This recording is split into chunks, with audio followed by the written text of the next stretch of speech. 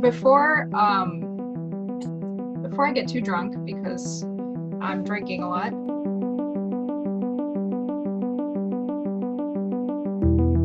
So, how's it going? How are you? Doing good. Making the most of this time, just in that I'm not working at a gym right now. And although the future is uncertain, it's kind of just like, I'm a cartoonist. This is what I do. So I've done some stuff for some anthologies, some strips that I've sent off, and looking at making another mini probably this summer before I start working on another book. And it's been very, I don't know, a little bit of Groundhog Day, but also just like, this is kind of what, when you graduate art school or you decide to take a vow of poverty and do this, it's like, oh, well, it's a good trial by fire. It's a good, like, all right, this is what you want? Fucking do it. So, Yeah. I don't know. I'm doing okay with it, and that you recognize, like, like, I'm sure my voice will be hoarse, in 3 minutes from now from talking, because I haven't used it. So when you've only talked to the Duolingo bird, in 3 days, then you're like, okay, like, reality check. Let's, like, visit someone on the porch, and Yeah. you have to think about socializing, but a lot of times you have to do that anyway, so. Well, it's good to hear that you're, like, still working and stuff. I know that some people have, like, a hard time working right now because it's depressing, but well, I've had a handful of people talk to me about it, and I think it's just a matter of, like, does your personality type do okay in this? It's like, oh no, you were trained in this darkness. I was born into it. Like, is everyone stressed out? Like, oh, this is familiar to me. So, not to be an asshole about it, like, oh, I'm working and I'm super productive. It's more like, this is the chaos I feel in me at all times, but now it's externalized, so I can just work. So it's okay, yeah, no, I've got it. Well, awesome. So as far as, like, you, if no one's heard of you or read any of your comics, like, just give us, like, a background, why you started making comics, what, who you are. I know, like, you do things besides comics, obviously. I wear many masks. I'm MS Harkness. I would say I mostly do autobio comics, but, like, I identify as, like, a cartoonist, not like a poet or like a sad person. I make a lot of, like, black and white minis and kind of doodly-doo fun, goofy early 20-something stuff, just because it's, like, kind of my range of expertise. But I've got a book that was originally published with Kilgore Books, which is just, like, a little more DIY, small press, smaller distribution than Uncivilized, called Tinderella, which came out just shy of the last Diamond distribution ship that left port before the pandemic. But it's a silly book with, like, a Crunchwrap Supreme of, like, deeper shit in the middle. That's kind of how I describe it. I'm talking just about, like, family violence and trauma. There it is, and Az did a fucking facelift on it, made it look very nice. So the sequel to that is Desperate Pleasures, which is, like, a little bit longer, a lot meatier, going deeper in places where Tinderella was a little bit more surface level, and it's drawn a lot better because I'm older and smarter and wiser. But I live in Minneapolis right now. I'm kind of using this pandemic as a sort of means to explore other avenues of where I might move. Thinking more toward my, like, mid-career as a cartoonist, and then, like, what also supplements my sort of fledgling fitness career, which is mostly just to pay rent because cartooning doesn't do that. So I don't know. I'm an American cartoonist, and I do what I like, which is I make a lot of, like, minis and books that entertain me, and I've found success doing that. So yeah, and you went to MCAT, and I think MCAT has, like, a pretty decent emphasis on, like, self-publication, knowing how to do it on your own before you go out and ask someone else to do it and you get rejected. Yeah, to some extent, I would say I'm one of Kevin Huizinga's foster children. And that I kind of got in when he was starting to teach there, and then once he left, I was graduated. But, I mean, MCAT is an institution, like a lot of our colleges are sort of founded on the Silicon Valley of like, let's sell an idea.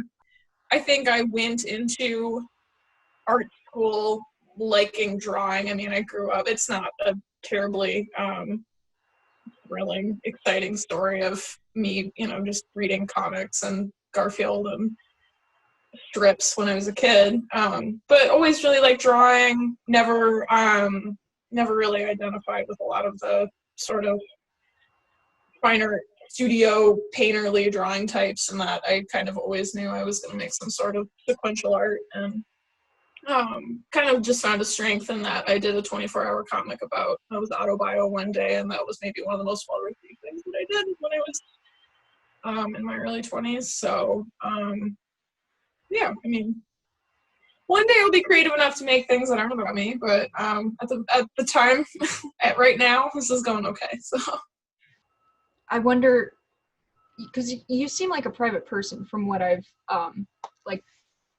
experienced hanging out with you, but what does it feel like to have other people like read these really intimate stories about you, because they are really intimate? It's weird. Having done Cinderella, I mean, it's not so much that I myself fish for any particular experience when somebody's reading my work, but as much as you want to sort of divorce yourself from the content, like, because you are making it and then putting it out there, it just cyclically brings it up again and puts it up in your face, whether or not you are anticipating it or not. Which is usually why I tell people, like, don't make autobio if you want to do it for therapy, because it's not therapeutic in the way that you think. Like, yeah. It can't be therapeutic in that you have to meditate on whatever the fuck you're doing, like, over and over and over again, and draw it over and over and over again, and have people talk to you about it. But, I mean, I feel like I am private in the sense that, like all cartoonists, I have a sort of, like, awkward, I don't know what the fuck's going on whenever anyone's talking to me, so there's that. Yeah. And then there's just a level of hey, like, it's the equivalent to, I sometimes feel like, when you're at a party and somebody just overshares the fuck at you for an hour, and then you see them sober again, and you're like, I don't know who the fuck you are, and I don't really want to talk to you about that. And it's that same sort of dynamic of when I want to appear in such a way that's sort of unreachable, because you know way more about my life than you should. And that doesn't mean you necessarily know me as a person. You know what I've put off, but that is very personal. So my name is MS Harkness. Like, I have various barriers of, like, entry toward being very close to me. And I think from, like, a perspective of somebody that has a relationship with a parent that is, like, monitored by a parole board, that's kind of why. But also it is like, okay, here's, like, several fortified walls in between you and your readership, where everyone's been very kind. And I mean, I think most people understand boundaries, and that you might read something that doesn't necessarily mean I share anything with you. But I think I'm doing it all for the anticipation of having a really uncomfortable conversation with somebody at some point. So yeah, no. It's like a bitch facade right here. It's just clown paint. No one talk to me. What is it that you, like, I don't know, love so much about them? I could talk about them for hours, but I mean, they're the thing that they're a means to celebrate, like, the labor and just the fact that, when you get knee deep into this, I mean, here's where, as a recent graduate of art school, I can explain the trajectory, the 5 to 10 years outside of what getting the BFA is, and how it's kind of a meaningless fucking thing. And ultimately, when your graduation's canceled, it fucking sucks, because it's like, whether or not you had feelings about it, or people that wanted to attend and clap and scream for you, it's like, okay, cool, what the fuck am I doing now? Like, there's no finality on those emotions. Yeah, I think it was a lot more blunt this time. Like, okay, you're done. Like, get out. Oh, right. Fuck. I mean, I essentially was going to do every show this year because I had Desperate Pleasures coming out, and now I'm not, which it's interesting if we're, we're all in this sort of state of thinking about who we were in January, or like what we imagine our lives would be in June, or July or August. There's a certain amount of grief there, but at the same time, it's like, I don't think that these things are gone forever, and I'm very aware of the fact that I'm not, planning and assuming I'm healthy and I don't have to experience any really direct loss in my life. Thank God I haven't already. But I'm in it for the long haul. So it's the sort of thing where a lot of times the immediate people, your little college friends, all go off and do their own thing, or they move away, or they find their own little groups of coworkers and peers that are more interrelated to their lives as animators or painters or whatever. And so if you're a cartoonist, unless you have a really different day job, or maybe you're in a band or something, like, unless you have like a social circle that's really distinctly outside of that, your friends are your peers in cartooning, and like people that are similar ages or similar ideas, or they also do autobio, or they're at the show that you always go to. So so when you don't have any this year, it's you have to remember you have those friends, and if you want to keep them, and you have to put together little Zoom meetings and shit like that, and make time to talk about your work and to talk about the struggles you've had, because that's kind of, other than maybe making a cool 100 clams off your fucking books to do show, it's like you go there to get energy from those people. And so at least, where maybe you and I are at in our art careers, the sort of thing where, there's a certain circuit, and then there's also these greater book library, actual fucking print book shows, and then there's going to Angoulême, and there's going internationally, and there's, you get farther up that ladder the longer that you're able to stay in it. And yeah, I don't know, like, I can't pontificate or anticipate the long-term ramifications of me not going to TCAF this year or something like that, but like, if just the fact that I'm able to save money during this period and just work really hard. One of my goals this year was to have my work published internationally, be it translated or otherwise. But I have all the time in the fucking world right now to do this strip, or this anthology in Beirut that was nominated for a fucking Grand Prix. So it's like, I'm still doing the thing I want to do. So. Good. Yeah. It's almost like there's an amplification of the like delayed gratitude that we're already used to. Of like you said, like, the shows are the time for us to actually like be out in public and be like, hey, this is all the stuff I made. And there's almost like a little bit of uncertainty, like, oh my God, I keep making stuff. Do people want it? Like, are people gonna see it? Is it gonna get somewhere? I don't know, at least that's been my experience, but you have a leg up in the fact that you're just, on the little turtle's back that is on Civ. So it's like, you'll be fine, assuming that, this continues being something that you want to stay with. So that's kind of the secret of fucking comics, is like, do you have the money and the longevity to do this? That's kind of all it takes. Tell me about, like, weight training, because I know it's a big thing for you, and you talk about it a lot in Tinderella and Desperate Pleasures.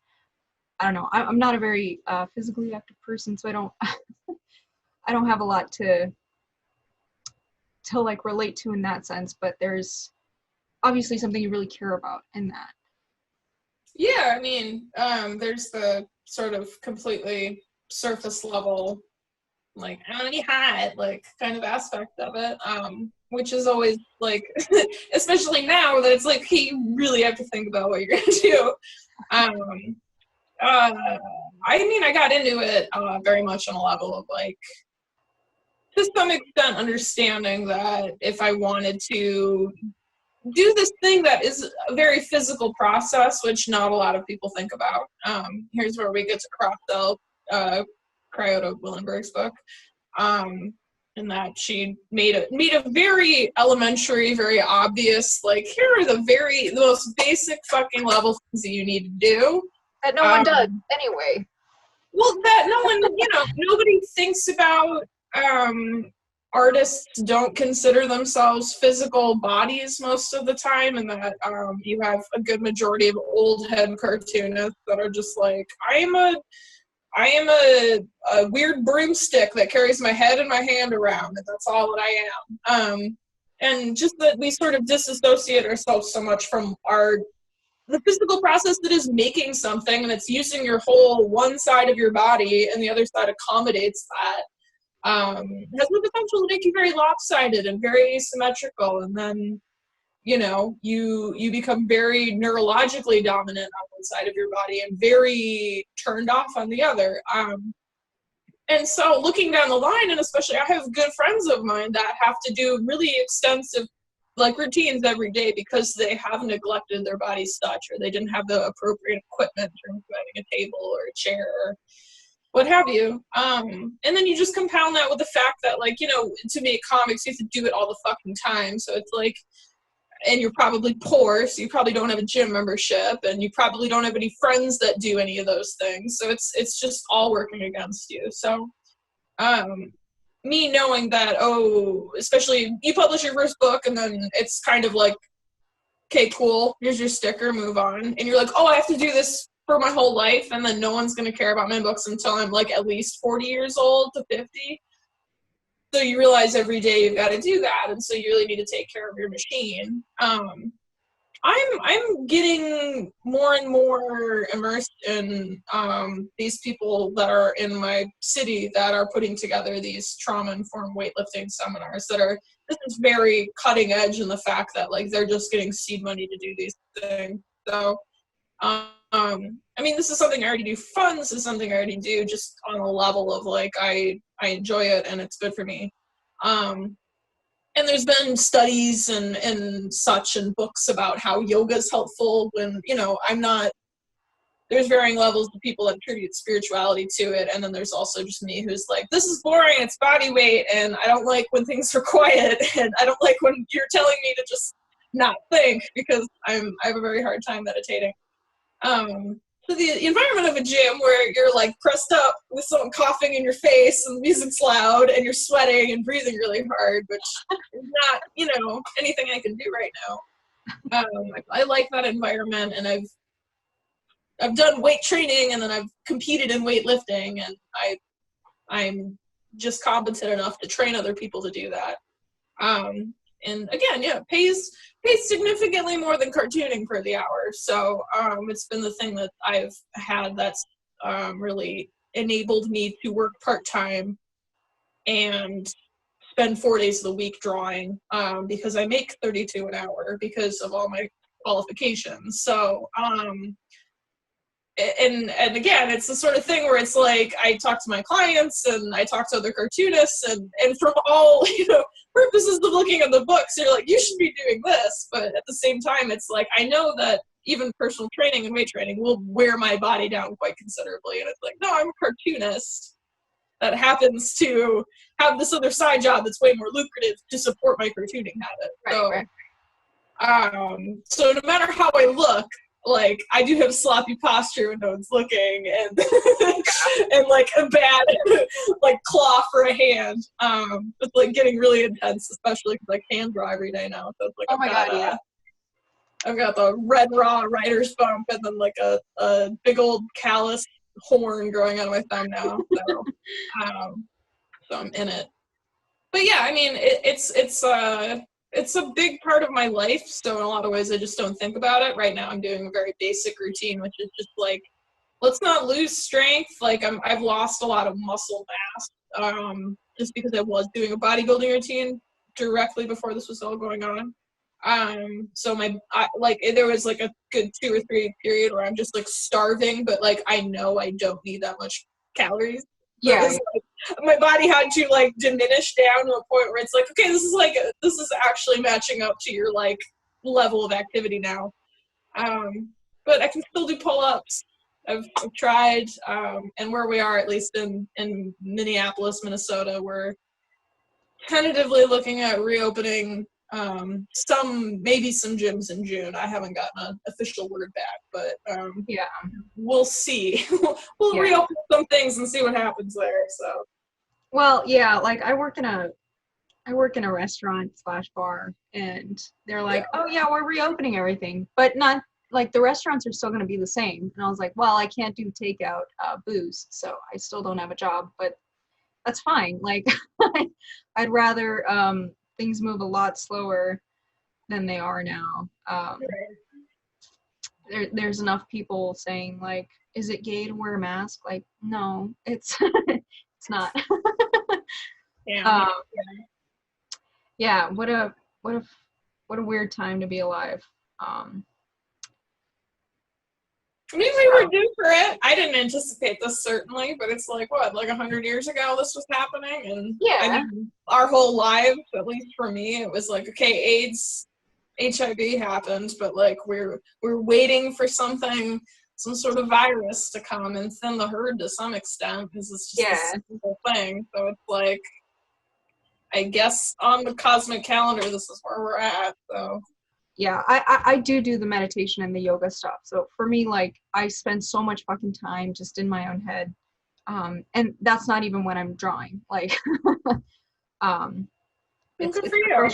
That's just something I've always, and it's the sort of thing I know I need to be better at it and know I have to commit more to it, but it's always been that all the little cues, I'm just kind of like, let your thoughts just kind of flow under you and rise above them. I'm like, this machine just stop. Yeah. So. Yeah, it's fucking hard. And it, like, especially if you're writing autobio, like you said, you have to like fucking meditate on this thing that you're doing over and over. And like, I think I end up drawing something like 5 or 6 times before it's finalized. And I think your process is still like way more involved than that, because you do at least like 6 layers of newsprint or something like that. I don't do 6, but I did that for Desperate Pleasures, and actually what I'm doing right now, a lot of people on my Patreon are kind of watching this new anthology piece come to life. It's just like a 5-page thing, but I'm trying to strike a balance where I don't draw as much just to save my hand in the long term. Because once you do like a 200-page book and you draw like each page 3 times, like you should have a certain amount of trust in your own ability to like draw a fucking page without having a bunch of little puppet strings going on. So like I'm more betterer now, and that I've done all of that work. And there's still times like I'm doing this page now that's like me running through a construction site at night, so it's like, okay, balance all these different light sources and just like weird lines and shit. So I am doing a more than one pass on it. But I mean, that sort of thing is good, especially early in your career when like you can just benefit from drawing something over and over again. But at a certain point, it's like, okay, no, you're an adult. Like, you need to not wear your hand down to a nub, and be able to just come to the conclusions sooner. That way you're not wasting your own time. But yeah, I mean, it is a process of, even up until me lettering in all the words, it's like I'm still making little changes and things like that. So it needs a lot of, if you're not working with another individual, you need to have a good editing hand for yourself. So yeah, I mean, like, I've talked to a lot of people about, like, if you're a cartoonist and you're doing everything on your own, like, you're not only just doing drawing and lettering and inking by yourself, you're like also designing costumes and sets and lighting, and you're being a director and an actor sometimes. Like, it makes sense that we put fucking all this effort into it, and we hope it gets easier at some point. But at the end of the day, like, if you want it to be like exactly the way you imagined it in your mind, we're willing to destroy our bodies for that. Well, and I think to a certain extent, it is, you have several processes of being comfortable when it's not exactly what you want, and then you get to a point where you know your style and you know yourself well enough that you have a general idea of what it's going to look like done. And then you go through processes of being comfortable and then nitpicking yourself more and kind of coming in and out of that.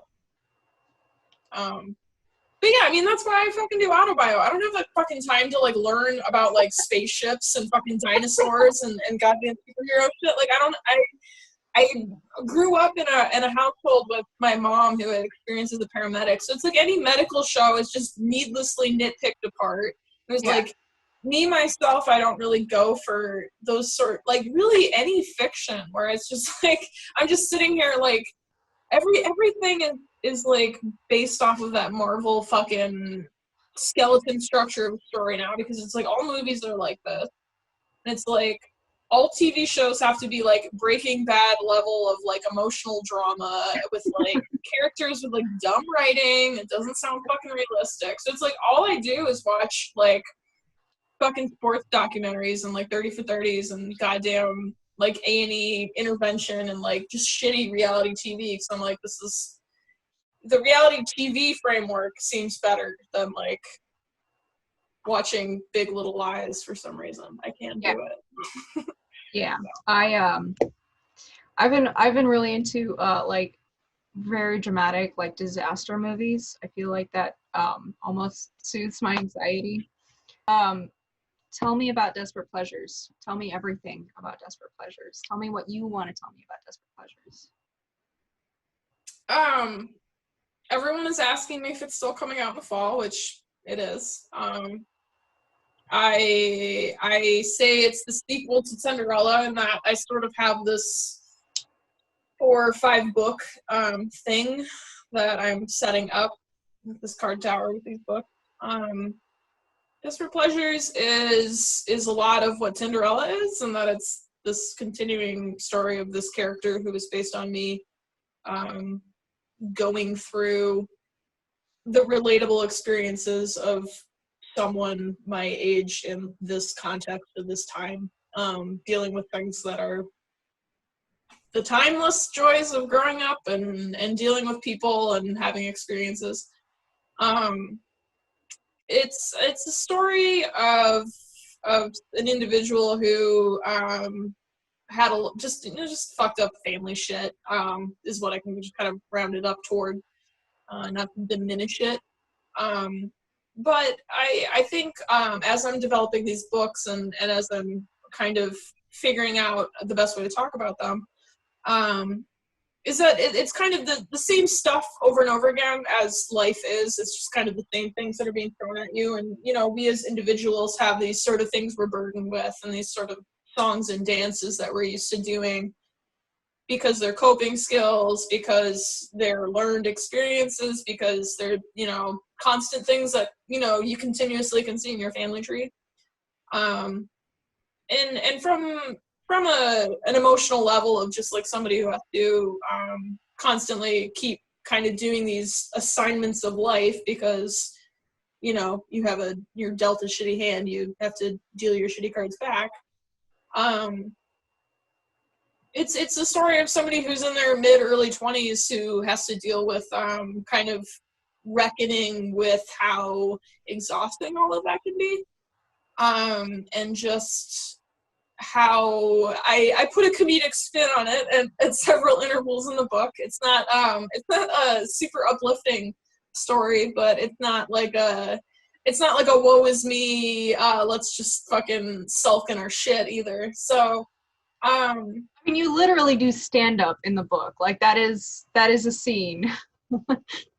It's stand up, and I revisit that whole idea because I do watch a lot of stand up or listen to a lot of stand up and listen to podcasts by comedians and stuff. And I imagine the process of like me, the character, actually doing that on stage, and it just like, whoo, this is some dark, fucked up shit.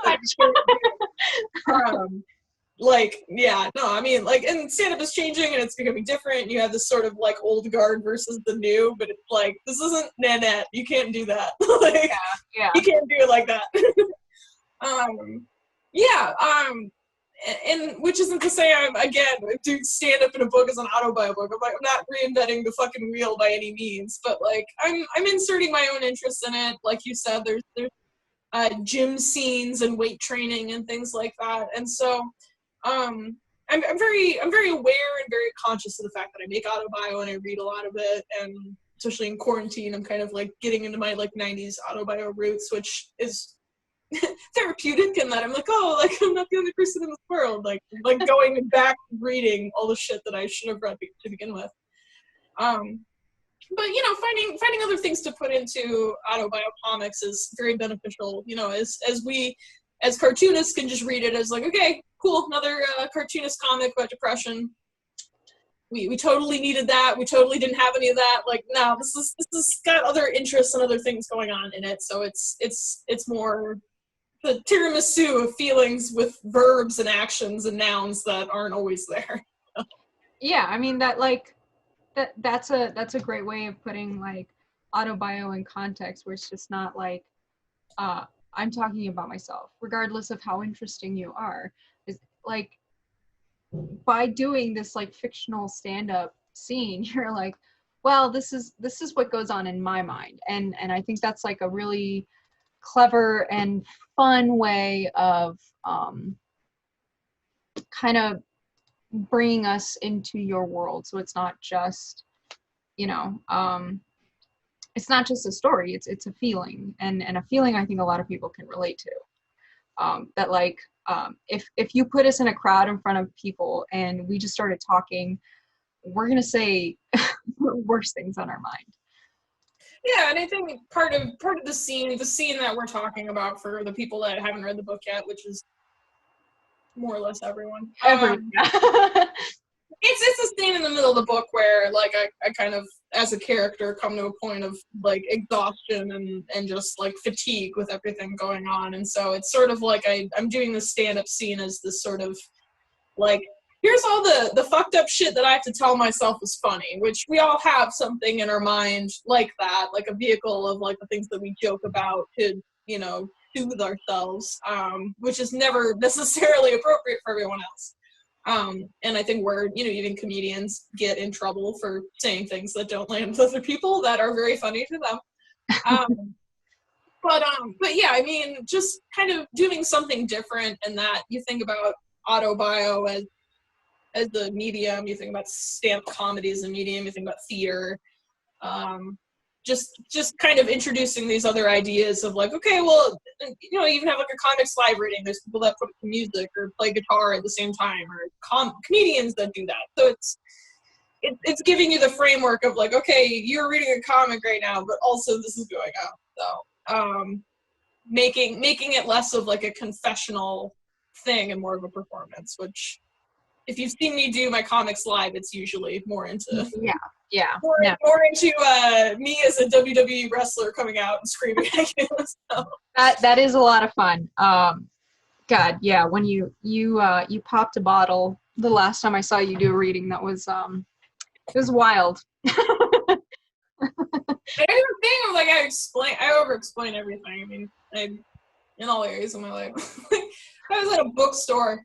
I feel like the Moon Palace people, just some of them I know. I mean, like they're also cartoonists. This bookstore in Minneapolis that hopefully will still be open by the time this is over. I feel like I've worn the least amount of clothes in public in a bookstore in my life. Where it's like the autoptic reading that we did, and I had like thin strips of like spandex fabric that was very like silky, so it would move a lot. And so 90% of the time that I was like hanging out with like my friends coming up for autoptic, it was just me like making sure I didn't have like a Janet Jackson like super in a bookstore. And like every time I go, there's like children running around, and I have to like do a speech of like, your parents are bad parents. I don't know. They like read my name on the marquee and they came in and like, y'all. Like, sorry, I couldn't afford a babysitter, but I'm about to like teach them about these words. But yeah, I mean, that I hope I would say I hope I get to read. I hope I get to read there again. It's not necessarily like I know I'm gonna read comics again. I know this is all a thing that will happen. It's more like I hope we get a chance to do like a grand reopening there. That would be really fun. Your book is coming out, and I'm really excited for it because I've read it 5 times. Not just for editing. Necessarily. as an editing process. Yeah. No, yeah. You and Tom, me and myself, put a lot of time and effort into it. And so, yeah. I mean, and again, and it's the sort of thing, like, God knows if something does happen, if it doesn't come out, it'll be out in some degree, and people will read it, because, like, and it's like a lot of people dooming and glooming, and, like, I understand. You got depression, you got anxiety, I'm right there with you, I get it. But a lot of people dooming and glooming were doing that before the pandemic. And people don't understand that the book and jigsaw puzzle and alcohol economy are doing just fine right now. So it's a matter of distribution, making sure that we're in all the avenues where people are finding us, on the internet, in these non-physical locations, and hopefully we can at least help our physical retailers out when this is all over with whatever fucking means we have. We still have comic stores. But again, it's the sort of thing, like, if we have unlimited fucking time to read, people will read. So it's not. We'll find a way. Right. I'm reading a lot more. Absolutely, yeah. And buying a lot more books, so other people are too. So. Yeah. I just bought a couple books from Moon Palace. I was really excited to get those. But yeah, so I mean, you'll be there. You'll be popping bottles in no time, doing your fabulous readings. What is next for you, though? After, like, Desperate Pleasures is completed. It's a completed graphic novel. Now I have all the work. Now I'm putting it together to make it beautiful. You're gonna publicize it for me. Exactly. I mean, I'm doing little strips and things. There's this weird little zine called The New Yorker that will be putting some of my work out shortly. I'm gonna be doing a little self-published thing, just a little mini, because as much as, like, I love making books, I can run a marathon, but I also like a sprint. I have a delicious little mini about what I was doing during the Trump inauguration. I'm gonna make a political comic of sorts that involves all the mainstays of my work, which is my own pussy, drugs, having other people pay me to fuck them, things like that. And Trump politics, geopolitical problems. So I'm telling myself it's a mini. It's probably gonna be like a 50-page motherfucking thick staple. Yeah. But I'm getting together with my good friend Sean Knickerbocker over at Bookmobile and reprinting my thriller anthology, which has been out of print for a good minute. I think there's just a couple of different distributors, like Birdcage Bottom, maybe like Tinto or something that has it. I'm like putting that together over the summer, and then it's gonna be right back into book 3, which we'll formally talk to Tom about all of the structuring behind that. But there will be a 3rd book coming out at some point, probably in 2022. Again, this is my own pontifications and plans. Time doesn't mean anything. Just make the book. Like, it's not, we don't necessarily think of things in time. It's just like how many pages, how many panels. Yeah. But probably another similarly sized to Desperate Pleasures, like a follow-up to that book, which will be about being a personal trainer and being this embodied person that is trying to get their shit together. So even more of the things that people have responded well to with my work, which is usually the things that are outside of cartooning. So, right. You have Patreon? I have Patreon. You have Twitter? MS Harkness. It's on my website. Just go to msharkness.com. There we go. Follow me on Instagram. Don't follow me on Twitter. I'm a cartoonist, so it's just word. Yeah, cartoonist Twitter. What a wild time. I don't belong to that. Okay, last question. And then I'll let you get drunk alone, because that's what I'm doing. What is your personal record of weightlifting? What's the most you've ever lifted? In competition, I've totaled about 100 kilos. See, and here's the thing, it's like, I can say these things and they seem impressive to us, like, art folk. I'm not a competitive, like, I go to these meets and there's people that are my body weight and are a foot shorter than me. They're just stocky, like built for the fucking shit. And, you know, yeah, they'll be throwing a good 50, 60, 70 more pounds over their head than me.